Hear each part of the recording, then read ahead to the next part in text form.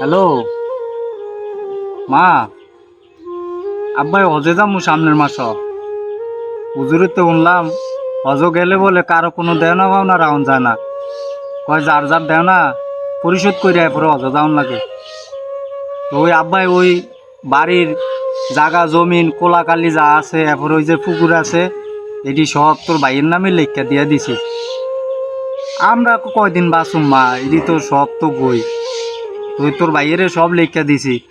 আর আব্বাই তোর লেখা হজ যাই দোয়া করুম মা, তোর আব্বাই কিছু দিতারলাম না, তুই মনে কষ্ট নিস না।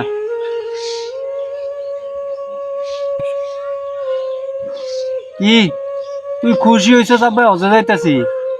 কি আমার এটা উচিত হয় না? কি করছ আমার এটা উচিত হয় না? তুই মাইয়া মানুষ, তুই কি এইবার থাওস? তোর লেয়াপড়া করাইছি, বিয়া শাদি দিছি, টিয়া পয়সা খরচ কইরা তুই জামের বাই থাওস, তোর কি বাগা জাগা জমিন লাগবো নাকি? হ্যাঁ, তোর ভাইয়ে ফোলাফাইন মানুষ, তে তো এই বাইতে থায়, তে সংসারের লেগে কত কষ্ট করে, তে উদ্যা সুট্টা ফোলা। হ্যাঁ, তে ফোলাফাইন মানুষ, তোরে তে আয়রনের করাইব, তুই মনে কষ্ট নিস না, রাগ হইস না। তোর আয়রনের করাইব আব্বাই কইয়া দেমু। আর আব্বাই হজ গেলে তোর লেগে দোয়া কইরা দেমু, তুই দেবাতে খাইতারবি। রাগ হচ্ছা জি, আইস আব্বাই আবার ফোন দেমু, আইস আই আব্বারে বিদায় দিস। আচ্ছা আচ্ছা রাই, তুই রাগ হইস না জি, রাগ হইস না।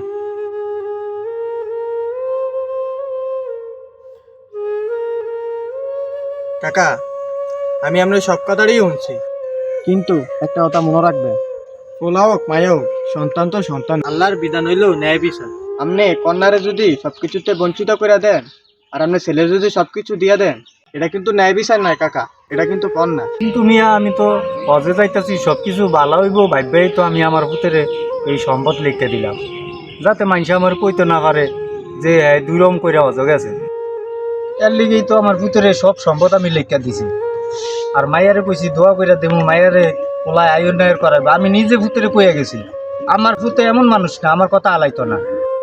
না, অন্যায় করে হজ করলে আল্লাহ খুশি হইতো না। সম্পদের বন্টকে ন্যায় বিচার না করলে হজ কবুল হওয়ার সম্ভাবনা থাকে না। আল্লাহ কয় ন্যায় বিচার করো, অন্যায় থেকে দূরে থাকো। লাইগা হজে যাওয়ার আগে সম্পদ ন্যায্য ভাবে পোলা ও মায়ের মধ্যে ভাগ করে দাও। এটাই হইল সঠিক দোয়া আর সওয়াবের পথ।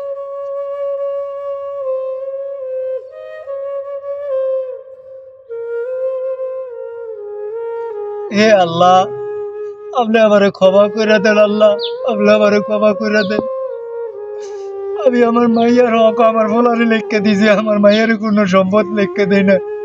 তো আমার আশায় আল্লাহ ওই হজে যাইতাম চাইছিলাম, আমার ভূতের আমি সব সম্পদ লিখে দিছি, আমার মাইয়ারে দেই না। আল্লাহ আপনি আমারে মাফ করে দেন, আমারে ক্ষমা করে দেন।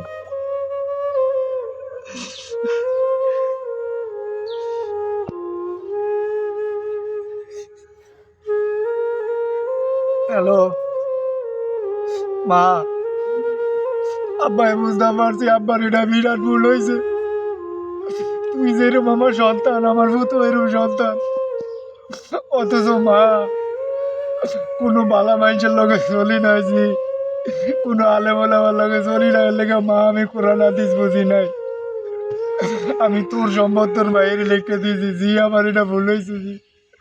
আমার এত দূরে যাই আওয়াজ করে লাগতো না জি, এমনি যদি আমি দুই রম কইরা যাই, দুই চোখ দুই রম কইরা যাই, আমার আওয়াজ হইতো না জি। আমার বড় আওয়াজ যেন ন্যায় বিচার করা। তুই আয় জি, আমি তো করে ওমান করে ভাগ করে দেবো জি। তুই আমার কাছে যেরম আমার মতো এরম জি, তুই আমার মাফ করে দিস জি, মাফ করে দিস। বাবার লেগে একটু দোয়া করিস, বাবা যেন ন্যায় বিচার করতে পারি। আমরা অহংকারের দাম্ভিকতায় জি সব ভুলা জায়গা, সব ভুলা জায়গা জি। মোয়ে কই একরম, কিন্তু অন্তরে করি আরেক রকম। তুই জি আয় আয়, আপনার মন ভালো না জি, আব্বাই ভুল বুঝতে পারছি, আল্লাহ যদি আমারে ক্ষমা করে। কাকা, আপনি আপনার ভুল বুঝতে পারছেন, এটাই সত্যিকারের হজ। যে হজ হই আল্লাহ কবুল করে। জান কাকা, আমরা আনার লেগে দোয়া করি। আচ্ছা বাবা, দোয়া করে বললে। ছেলে হোক মেয়ে হোক, সন্তান সবার কাছে সমান। সম্পদের বন্টনে ন্যায় বিচার করা ধর্মীয় ও সামাজিক উভয় দিক থেকেই বাধ্যতামূলক। অন্যায় করে হজ করলে, দোয়া করলে বা নামাজ পড়লে তা কবুল হওয়ার সম্ভাবনা কমে যায়। সত্যিকার ধার্মিকতা মানে আল্লাহর বিধান মানা, ন্যায্যতা রক্ষা করা। বাবা মায়ের উচিত সন্তানের জন্য দোয়া ও সম্পদ দুটোতেই সমানতা রাখা। ভিডিওটি ভালো লাগলে শেয়ার করে দিবেন। ধন্যবাদ।